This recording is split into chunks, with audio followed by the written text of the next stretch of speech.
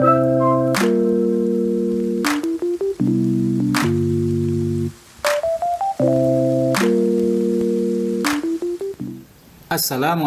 warahmatullahi wabarakatuh.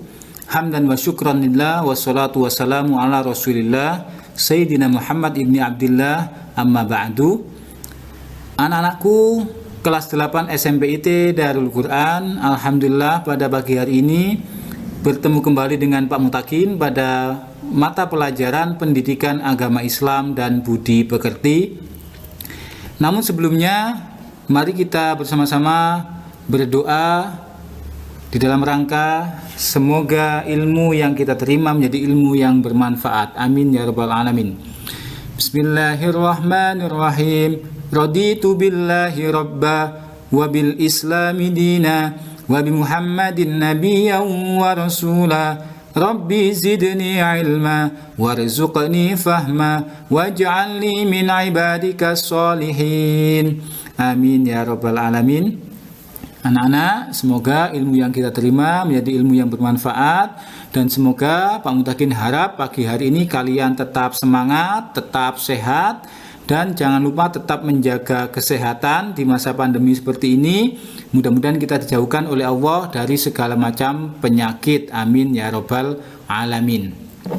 Anak-anak, kita memasuki bab yang ketiga, jiwa lebih tenang dengan banyak melakukan sujud. Yang pertama, pengertian sujud secara bahasa berarti tunduk, khudu, dan merendah. Sedangkan menurut istilah, sujud berarti menempatkan dahi, hidung, kedua telapak tangan, kedua lutut, dan kedua ujung kaki pada kondisi serentak di lantai atau di tempat sujud dengan tujuan tertentu karena Allah pada waktu tertentu dan saat-saat tertentu. Jadi sujud itu merupakan menempatkan 7 anggota tubuh, ya, dahi, hidung, kedua telapak tangan, kedua lutut, dan kedua ujung kaki, ya. Kemudian sujud juga merupakan bentuk kepasrahan dan penghambaan diri kepada Allah Subhanahu wa taala. Sujud itu merupakan simbol bahwa kita adalah makhluk yang lemah, dan Allah lah zat yang maha kuasa yang patut kita sembah. Kenapa seperti itu? Karena posisi sujud itu adalah posisi manusia meletakkan anggota tubuhnya yang paling mulia, yaitu kepala, berada, mohon maaf, lebih tinggi daripada pantatnya. Menunjukkan apa? Menunjukkan manusia yang lemah. Kita tidak boleh sombong. Nah, sekarang yang pertama yaitu sujud syukur. Sujud syukur ialah sujud yang dilakukan ketika seseorang memperoleh kenikmatan dari Allah Subhanahu wa taala atau telah terhindar dari bahaya. Jadi syukur itu merupakan sebuah terima kasih kepada Allah. Jadi dengan mungkin kita mendapat nikmat dari Allah, memperoleh suatu kebahagiaan, kabar gembira, anaknya lahir, mendapat apapun, ya, atau terhindar dari bahaya. Mungkin di saat ada gempa, ada tsunami, atau bencana apapun, ternyata kita diselamatkan oleh Allah. Nah, maka kita di situ disunnahkan untuk melakukan sujud syukur. Sedangkan dasar atau hukum dari sujud syukur atau dasar hukumnya adalah sebagaimana sabda Nabi yang diriwayatkan oleh Abu Bakrah, hadis riwayat Abi Daud dan Tirmidzi, an Abi Bakrah radhiyallahu anna Nabiyya sallallahu alaihi wasallam kana idza atahu amrun yasurruhu aw busyra bihi kharra sajidan syukran lillah. Yang artinya dari sahabat Abu Bakrah, bukan Abu Bakar, ya, Abu Bakrah radhiyallahu an, bahwa sesungguhnya Nabi Muhammad SAW apabila datang kepadanya sesuatu yang menggembirakan atau kabar suka, beliau langsung sujud untuk berterima kasih kepada Allah Subhanahu wa ta'ala. Hadis riwayat Abu Daud dan Tirmidzi. Nah, sekarang apa sih penyebabnya kita melakukan sujud syukur, yang pertama ketika mendapatkan nikmat dari Allah Subhanahu wa taala atau kabar gembira. Mungkin kalian di saat seperti ini, ya, di saat orang sedang kesusahan, sedang kesulitan, kok tiba-tiba ada tetangga yang memberikan kita sedekah, ada bantuan dari pemerintah, ya. Berarti apa? Kita bersyukur kepada Allah, ya Allah, ternyata Engkau maha kaya. Walaupun saya tidak bekerja, dalam artian karena pandemi ini, Engkau masih memberikan nikmat kepada saya.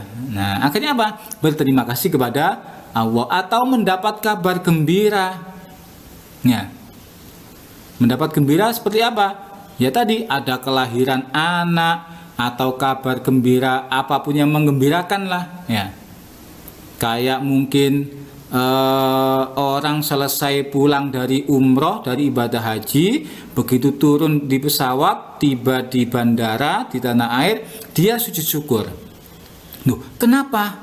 Satu, dia sujud syukur kenapa? Mendapat nikmat dari Allah, diberikan nikmat kesehatan dari Allah sehingga bisa berangkat ke tanah suci. Yang kedua, bisa pulang ke tanah air kembali dalam keadaan sehat wal afiat. Itu merupakan suatu nikmat yang perlu disyukuri. Yang kedua, terhindar dari bahaya atau bencana atau kesusahan yang besar. Mungkin terjadi banjir, gempa bumi, tanah longsor, ya. Atau mungkin kalian naik motor, ya, sudah tertib, surat-suratnya lengkap, kemudian memakai helm, memakai keselamatan. Ternyata pas kalian di jalan raya ada mobil selip atau apa gitu ya yang ngebut, kemudian menabrak sesuatu yang pas di depan kamu. Nah, apa yang kamu lakukan?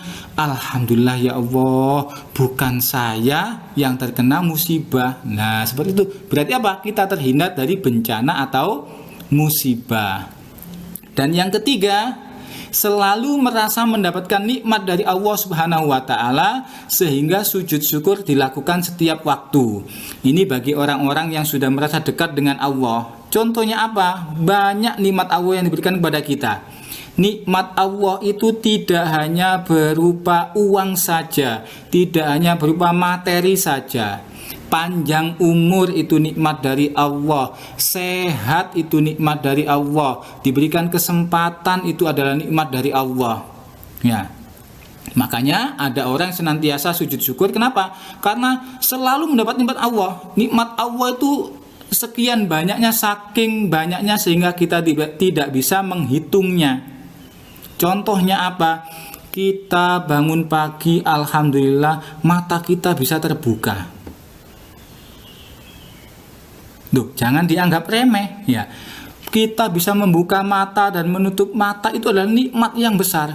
Bayangkan kalau tiba-tiba mata kalian, ya, itu mungkin ulinya habis atau engselnya rusak, terus melek terus, mendelik terus, mencicil terus. Nah, coba bayangkan, ya, kamu mau lihat ini terus ono angin, ya, melebu kabeh debune. Nah, itu adalah sebuah kenikmatan yang perlu disyukuri.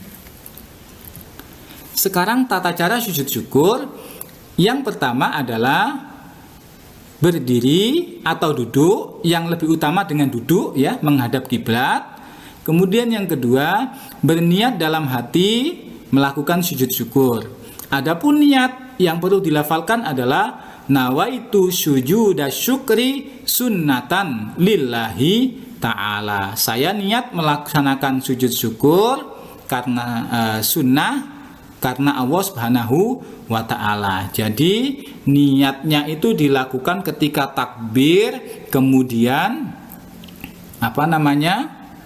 dibarengi dengan niat di dalam hati, atau boleh dilafalkan. Nah, setelah dilafalkan kemudian niat di dalam hati. Selanjutnya adalah membaca takbir dan sujud satu kali dengan baca subhana rabbiyal a'la wa bihamdi, subhana rabbiyal a'la wa bihamdi, subhana rabbiyal a'la wa bihamdi. Sama kayak sujud kalian ketika sholat. Kemudian disambung dengan salah satu bacaan di bawah ini. Ya, boleh kalian pilih Doanya Nabi Sulaiman seperti ini, Rabbi auzi'ni an ashkura ni'mataka allati an'amta alayya wa ala walidayya wa an a'mala salihan tarda wa adkhilni bi rahmatika fi ibadika salihin. Atau kalian membaca sholawat 10 kali, Allahumma sholli ala sayyidina Muhammad wa ala ali sayyidina Muhammad. Kemudian dilanjutkan dengan membaca tasbih 10 kali, subhanallah walhamdulillah wa la ilaha illallah wallahu akbar. Kemudian dilanjutkan dengan membaca doa kebaikan dunia dan akhirat atau doa sapu jagat 10 kali juga. Rabbana atina fid dunya hasanah wa fil akhirati hasanah wa qina adzabannar.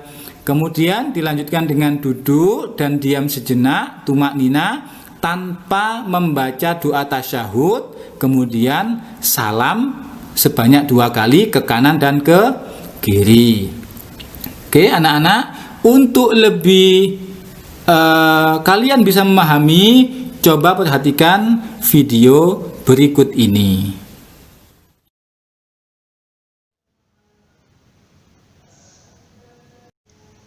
Allahu Akbar.